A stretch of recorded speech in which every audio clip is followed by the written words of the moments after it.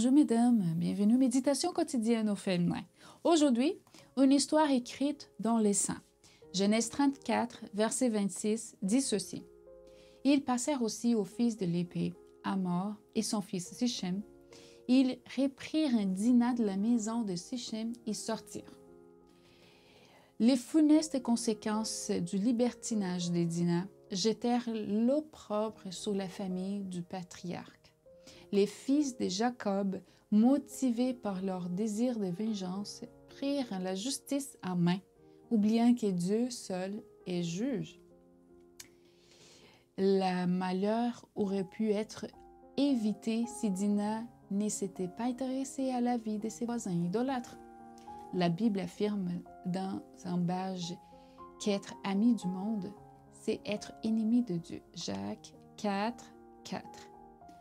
Dieu ne nous envoie-t-il pas auprès des hommes perdus pour leur prêcher le message du salut? Dina aurait pu conduire ses voisins à la connaissance de son Dieu.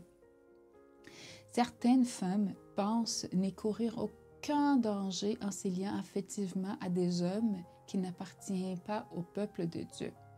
Elles justifient leur comportement en disant qu'elles leur enseigneront l'Évangile.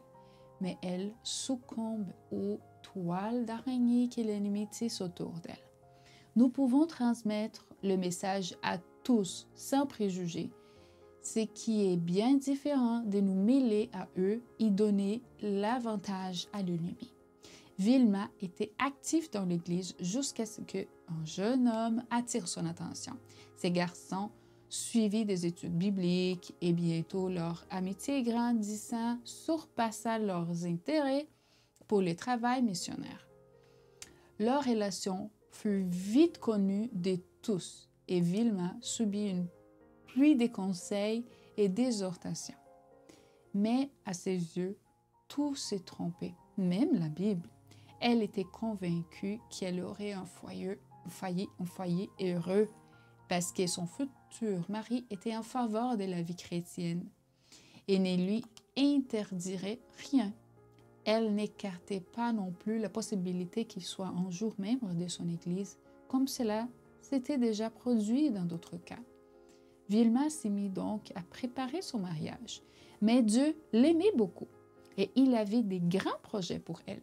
Le jeune homme eut des relations sexuelles avec une autre jeune fille de l'Église. Vilma en eut le cœur brisé, mais elle était libre. Dieu a formé les plans grandioses pour ta vie. Écris ton histoire dans les seins du Christ.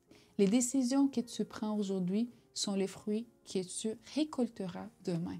Bonne journée dans le Seigneur et à demain.